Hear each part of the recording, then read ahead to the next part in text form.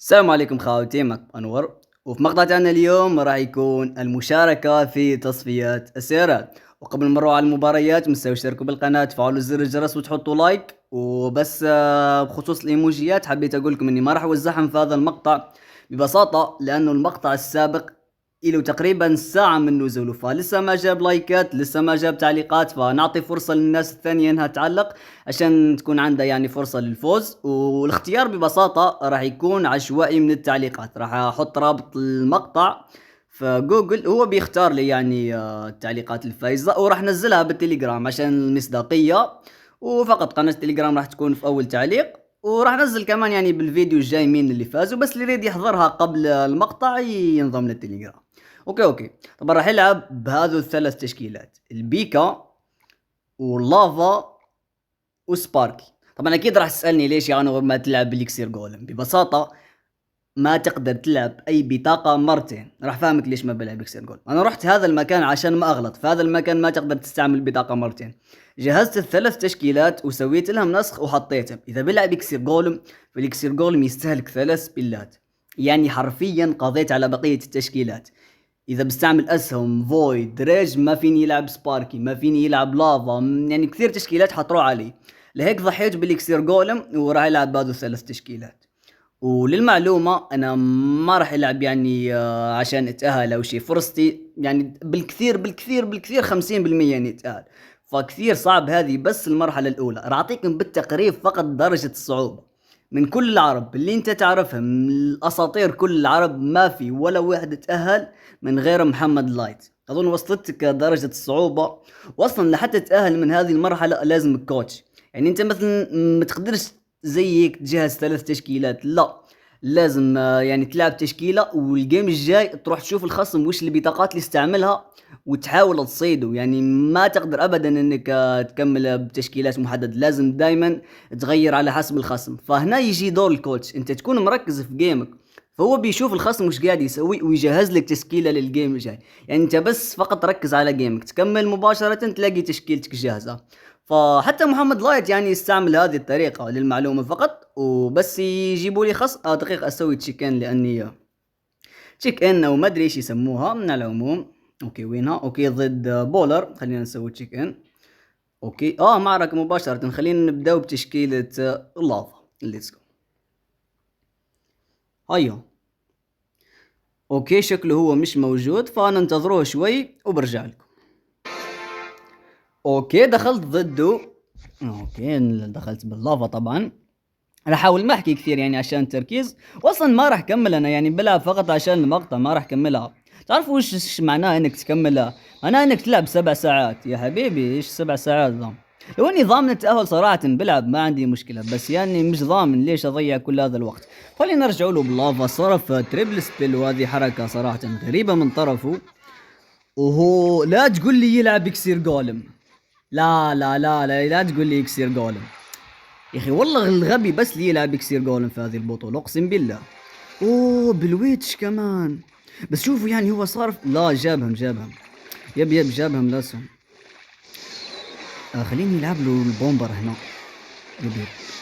خليني العب له اسهم. نايس.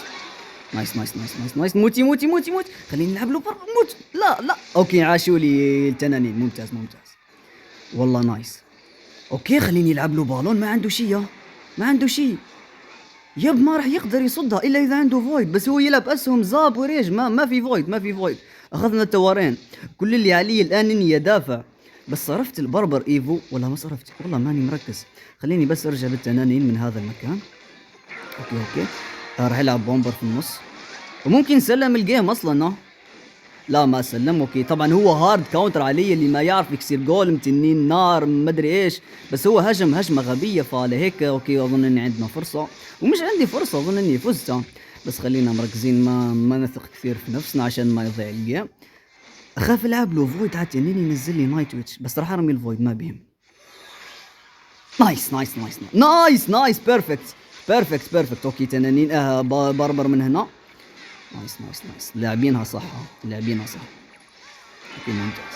طبعا اكتبوا لي في التعليقات اذا تريدوا نشرح لكم كيف تتأهل الى اخره. الموضوع طويل وصعب جدا، ليك ما اريد يعني احط راسي معاه. انا فيني مثلا انادي صديقي بيسوي لي تشكيلات وكذا، بس يعني مو مستاهله، صعبه انك تتاهل. اوكي، انا العب له فويد على تنين الكهرباء. يا البربر اطلعوا من الرينج يا البربر. اوكي والله اني بلعب له اسم يضرب البالون. يبي بيضرب الاولى، زيد الثانيه. نايس، جي اخذنا التور اخذنا. اوكي جي ايزي وين. سووا اللايك شباب والاشتراك. اوكي. وش نلعبوا له الجيم اللي بعده؟ هو لعب بكسير جولم، لعبوا له بيكا، والله نلعبوا له سباركي. خلينا نلعبوا بيكا. طبعا هم ما بيسووا مثلي، اشوفه بضغط انا ما بيجي، هما بيروح بيدخل على موقع رويال اي بي اي ويحاول يصيدك، باخذين الموضوع بجديه كبيره. هو يعني صعب التاهل، هيك انا ما باخذه بجديه، بخش على طول بالتشكيله، ما تفرق معي. هو راح يروح يحاول يجهز لي مضاد ويتكلم مع الكوتش وما ادري ايش. يا عم ادخل خلصنا. اوكي دخل. يلينا. اوكي ببرج الدوقة، ما بعرف صراحة، المفروض قاعد يلعب ببرج الامير، بس مش عارف ليش بيطلع لي برج الدوقة. اوكي باتس من طرفه ممكن. طبعا انا لاعب سيء جدا بالبيكا فاتحملوني وخلاص. خليني يرجع بالالكترو من ورا. الالكترو كم اني ما استعملتها هذه البطاقة الي قرون ما استعملتها. اوكي سباركي.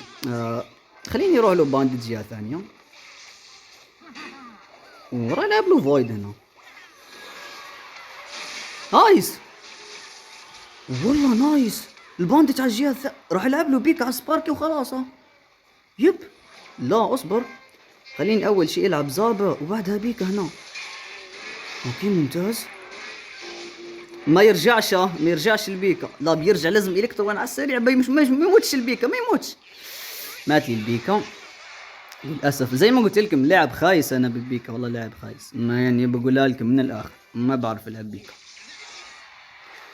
اوكي ما اعرف ليش اخترتها اصلا والله الجيم بيضيع مني وانا قاعد اضحك، ولو ركزت والله بصد هذه الاجمل واني ركزت. ما بعرف ليش لعبت بهذه الطريقه. خليني اروح له بس بالقص من هنا. راح احاول اجيب، لا راح احاول اجيب الزابيفا، هو اللي راح يفيدني اكثر في الجيم. اوه اظن انه جاب جوبلين جاينت، فاحسن خيار خليني العب له البانديت منه. يب وراح اروح له بهذا منه. اوه نايس، راح يلعب هو بيك ميني بيكا قصدي الان، او باتس. طار ممتاز طار.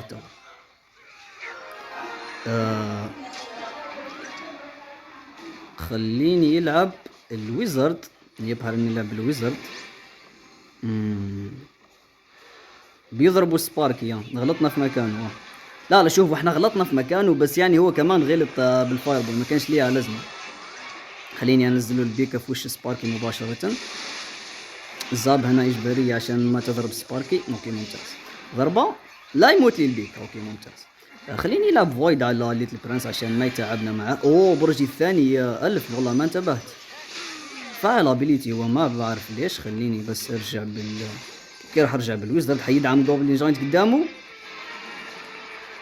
اوه اصبر ما بعرف وش قاعد اسوي انا. يا حي قاعدين نغلط كثير. والله قاعدين نغلط. ما بعرف العب بيك انا. بيضربه. يب اصبر. زابيفو. عدلنا. اصبر عدلنا رجعنا بالجيم. دقيقة. اوكي نايس. بلعب فويد هنا، ما بعرف ليش والله، الليتني ما لعبته. نايس اصبر. روح باتل رام. نجهز هذه للباتس او اي شيء ممكن ينزل. اوكي ريج اظن توصل للباتل رام. يب وصلت ضربة. جي نايس. حبيت فقط أشارك معاكم فائدة من فوائد الكوتش. مثل ما بتعرفوا تشكيلة الدريل عمرها ما تكون بالزابز، بس كوتش محمد لايت اتوقع اللافا ونزل له زابز وحرفيا عذبوا طول الجيم باستعمالهم. ما قدرت اللافا أبدا توصل للتور. طبعا أنا في الأساس كنت أريد ألعب مباراة واحدة ونسكر التصوير وخلاص، ما أريد أكمل. شرحت لكم السبب، بس للأسف أظنكم لاحظتوا هذا الشيء. يب استعملت الفويد مرتين، بس والله اني ما سويت عمدا. نزلت الفويد يعني صدفة. والله اني بالاساس كنت مجهز بويزن انا، بس ما اعرف كيف حطيت فويد، والله ما بعرف يعني يعني البويزن كان حيفيدني اكثر يعني، والله بالحالتين كنت راح فوز. يعني بويزن مع بيكا الكترو ويزرد ما بيقدر يعني يعني ما بيقدر يهجم، كنت بصد هجمته اسهل حتى من اني يستعملوا الفويد. بس وش راح نسوي، راح اضطر اني العب جيم كمان معاكم، فانتظرون. طبعا للاسف خصمي ما كمل، فراح نشاهد من محمد لايت. انا عارف ليش ما كمل، المفروض انا كمان ما اكمل. يعني انت لازمك تلعب 10 بوثري. البوثري هي عبارة عن 3 مباريات، اللي بيفوز 2 هو الفايز. لازم تلعب 10 مرات، اقل شيء لحتى تتأهل للمرحلة الثانية انك تفوز 8 مرات. وكل اللي ضدك يعني لعيبة من النخبة، فهذا الشيء كثير صعب. يعني انت لما تخسر مباراتين فخلاص روحنا، ما راح تتأهل، يعني ما تضيع وقتك. فليك المفروض كان اني ما اكمل، بس يعني حاولت اكمل عشانكم فقط. وبما ان الخصم ما يريد يلعب فراح نشاهد محمد لايت عشان المقطع ما يكون قصير. ويعني اللي يريد شرح اكثر يعني بسوي لكم مقطع مخصوص على التصفيات وكيف تتأهل الى اخره. اكتبوا لي بالتعليقات، وبس يخش لايت جيمو برجع لكم. اوكي دخل ضد صاب. طبعا المرحلة الأولى هي تعتبر كأنها نزهة مقارنة بالمرحلة الثانية. المرحلة الثانية أرعب وأرعب. وزي ما قلت لكم اكتبوا لنا بالتعليقات إذا تريدوا مقطع عن هذا الشيء. محمد لايت بتشكيلته المعروفة الماينر كنترول، وصاب بيلعب بتشكيلة دريل بويزن شيء أكيد يعني، واثنيناتهم أظن يلعبوا بويزن. أظن في هياكل أو آي سبيريت من طرف لايت. أوكي آي سبيريت ممتاز صراحة. التايمينج تبع محمد لايت في اللوج والآي سبيريت حرفيا يعني ما شاء الله بيرفكت، ما بيغلط. اوكي خلينا نشوف الجيم كيف راح يصير. نايت من الطرفين الان رايحين على بعض. اوكي ليتل برنس هل في بويزن عليه ولا لا؟ للمعلومه بس ممكن يكون ما بيلعب بويزن. يب اوكي. بما انه ماجيك ارشر فاظن انه ما بيلعب بويزن. الماجيك راح يتخلص من الواحد قبل ما يموت. يب تخلص من الليتل برنس، وضرب ضربه كمان على النايت. اظن انه افضليه التشكيله هتكون لمحمد لايت، بس الماجيك ارشر ممكن يغلبوا شوي في الدبل هيليكس. بس في وجود البويزن تيسلا وخبرة محمد لايت اظن راح تكون كافية في انه يفوز. اوكي حاليا طبعا محمد لايت فايز 7 بوثري من اصل 10، وما خسر ولا واحدة. لسه قدامه 3 مباريات. حاليا هو الاول في البطولة. فاوكي. وصاب اظن انه فايز 6 وخاسر واحدة. اوكي هيا نزلوا شيء خلينا نعلق. اوكي نايت من ورا من طرف صاب، والنايت على الجسر من طرف لايت. طبعا لايت يلعب بالنايت والتسلا ايفو. لما استضفناه كان يلعب بالهياكل ايفو مش بالتسلا ايفو. ممكن يستعمل الهياكل في تشكيله ثانيه، يريد قصدي يستعمل الهياكل في تشكيله ثانيه، الله اعلم. اظن تفعيله مجانيه هذه. فعل يا لايت. يب تفعيله مجاني. اعصار غبي كثير من طرف صاب صراحة. ولايت تأخر شوي في التفعيلة فما اخذ الدمج المطلوب. بس يعني الدمج كثير ممتاز. تفعيلة كينج من طرف صاب الان جاي عليه ديمونيشر للايت. اوكي تخلص من التسلا ايفو، بس يعني هي كمان تخلص منه فهذا الشيء ممتاز. ودمجته كمان بالسبلاش شبه هذاك الدمج ما بعرف ايش يسموه. ما علينا. ماجيك ارشر من طرف صاب على الجهة الثانية. ليتل برنس من طرف لايت. اوكي اظن في نايت الان. يب نايت نزل. اوكي بويزن على الماجيك ارشر والله ما فيش. يب طبعا لايت ما راح يخاطر ابدا في انه يحاول يدافع بشيء ثاني على الماجيك ارشر. امن خيار انه ينزل بويزن عشان ما يتعب نفسه. اظن اوكي في لوج. انا فكرت بفعل ابيليتي بس فضل يلعب لوج. اظن في بويزن على التور والماجيك ارشر بنفس الوقت. لا التسلا حتكون كافية. ممتاز. بريدكشن للتسلا من طرف صاب بس تأخر فيه شوي، وهذا الشيء خلى التسلا تتخلص من الماجيك ارشر. اوكي في ديمونيشر جاي من ورا من طرف صاب. لايت لعب بالاي سبيريت. اوكي فضل انه يدافع. طبعا الاي سبيريت بياخذ 100 وشوي، وهذا الشيء كثير كبير، خاصة انه لايت يعتمد على تشيب دمج. اوكي طبعا لايت بينزل ليتل برنس قدام التور من دون ادنى خوف، بما انه الخصم ما بيلعب بويزن فاكيد ماخذ راحته به. الاي سبيريت اوه تفعيلة كينج. لا لو سابه كان حيفعل الكينج، بس في المقابل كان حياخذ شوي دمج، فليك فضل انه ما يفعل الكينج في مقابل انه يحمي توره. وخيار ممتاز صراحة. خلينا بس نشيله هذه. اوكي حاليا اوكي نايس بريدكشن من طرف صاب، بس لايت نزل الماينر في مكان غير متوقع. اظن انه راح ياخذ ضربتين كمان، هذه الاولى وهذه الثانية. يب ماجيك ارشر جاي الان عليه. هل في بويزن؟ بريدكشن على التسلا من طرف صاب، بس لايت ما نزل تسلا، نزلها البريدكشن الثاني من صاب ضبط. بس اوكي في بويزن من طرف لايت. الماجيك ارشر كذا كذا راح يتبخر. اظن في اي سبيريت مع لوج يتخلص من البرميل. اوكي بدا باللوج. اوكي فضل انه يلعب لوج مع الحراس. الاي سبيريت الان موجود في يده. اوكي هل في اعصار من طرف صاب؟ لا ضربة ماجيك ارشر. 2 ضربات من الماجيك ارشر. هل في تسلا عالية؟ لا ماجيك ارشر. اوكي في تسلا الان. نايس. اظن في ماجيك ارش اعصار من طرف صاب ولا لا؟ غريبه ليه ما قاعد يستعمل الاعصار؟ صراحه كانت فرصه ممتازه. هل في تفعيل؟ لا، فضل يدافع بالحراس. لايت حاليا يلزم تقريبا بويزنين وشويه دمج من الماينر وجي جي. هل في بويزن يا لايت؟ اوكي، في ماينر مع بويزن. واظن انه صاب سلم الجيم. لا، ما سلم، دافع بالهياكل. بس اظن كذا كذا الجيم راح يخلص. فبذكركم من الان مستوي اشتركوا بالقناه، تفعلوا زر الجرس وتحطوا لايك. اوكي، اي سبيريت اوكي لوج من طرف لايت. ممكن على فكره هذه الهجمه ما تخسر لايت.